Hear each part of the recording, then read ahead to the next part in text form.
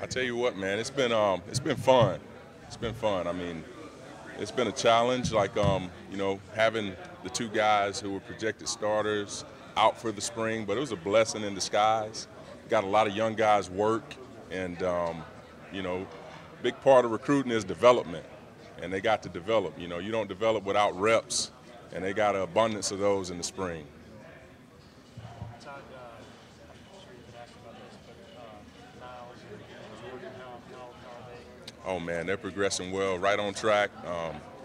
Good to have them back working and running and lifting and doing football drills, and they've been leading, man. The blessing in disguise for those guys, with their not being able to physically do the reps and practice in the spring, was they had to, take a step back and only be vocal, because neither one of them were vocal naturally. So they got a chance to sit back and really focus on the things that I'm teaching, and because it comes a time like the summer whenever we can't, be around as much as coaches, and you got to depend on your leadership to make sure that the drill's being ran right out there on the field. So that was the blessing in disguise, man. They've done a great job with that, and they really stepped up during the spring even. I can tell you, I never saw Jordan or Niles up here without one or two of those guys under a wing, and just showing them the way. They know what it takes. Niles been in there and played, significant reps. Jordan played a little bit last year, and before he got hurt early on, and then came back late. So it was great to have those guys in that room to, help teach those guys and lead those guys. Jordan maybe slower to get back just by the nature of His knee. You talking about during the season? No, I'm sorry. Just as far No, as no. cleared for. He's been working just fine, man. He's been putting in the work and just doing those things that it takes. That's all you can do, is what you can do. Control what you can, and that's what he's done. Coach, we talked about GONE earlier. You had an acronym for it. What does the letter G stand for? Gone, grand. Grand? Yes, sir. Okay. So gone is grand opportunity, new experience, and that's what it is for all these young guys. And because you want to talk about the guys that are gone, man, we'll miss those guys that are gone. So my acronym for GONE was grand opportunity, new experience. So this young group, man, they gotta get opportunity to gain experience so they can turn potential into credentials and really get to work. And they've been focused and locked in on it. I'm looking forward to coaching this group.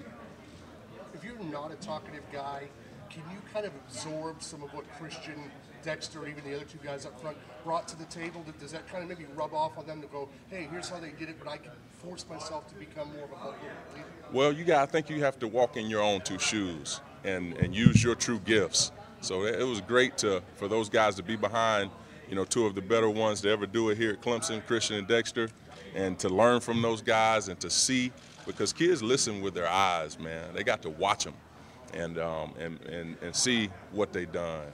And I just think that's gonna pay dividends down the road. But you definitely gotta, stick to your strengths. It's not going, and you got to step outside your comfort zone as well. And I think both of those guys have done a great job of that. Coach, through the last 3 national championships, how do you talk to your guys about handling pressure now that the expectations are so sky high? Well, pressure doesn't exist when there's preparation present. So that's what I talk about, man, is you prepare for it, man. All the outside people, let them feel the pressure. We're just going to prepare and take it one day at a time, and even break it down even smaller than that, one play at a time. And that's all we can do is control what we can control. And you eliminate the pressure, especially on a young group. You want to definitely not have them out there playing tight, man, and have them playing confident. And that's going to come with experience and opportunity. You've gotten some national attention as a really good recruiter. What is it about you or your style that allows you to connect with these kids?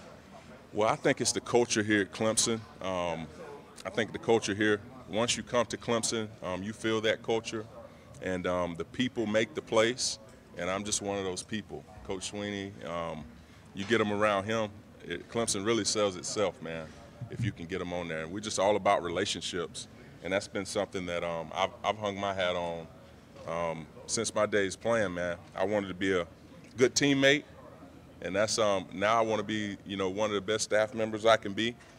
and I want to be the best coach I can be. You want to be the best at what you do, and building relationships is part of that, man. Getting guys to buy into what you're selling them, and to know that what you're selling them is how it is. It's not going to change up once you get them there.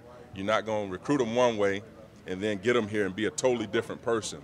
So being real is a big key, man, and we got some real dudes here on our staff, support staff, and our full staff, man. So that's what I would say. You mentioned the staff embraces the culture, but it feels like the players are doing the same too. I've heard coaches talk about guys wanting pieces to get in, otherwise as much film as possible.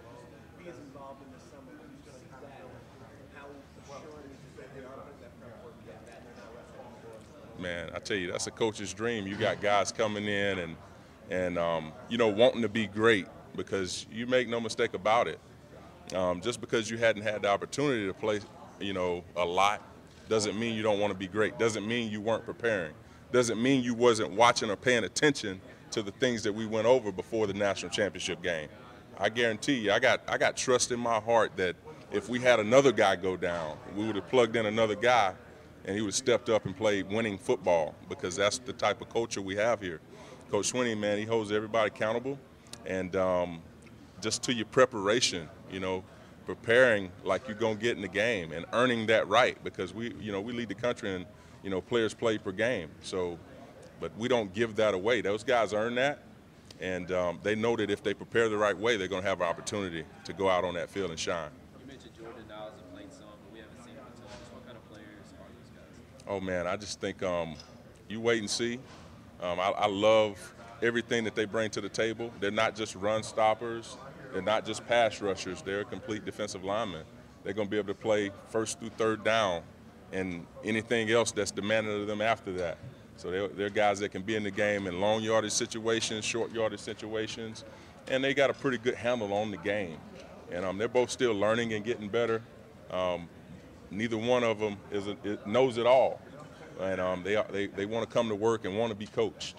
So I think that's great. I'm looking forward to it, to this challenge with them. How much behind them grow when they were out this spring?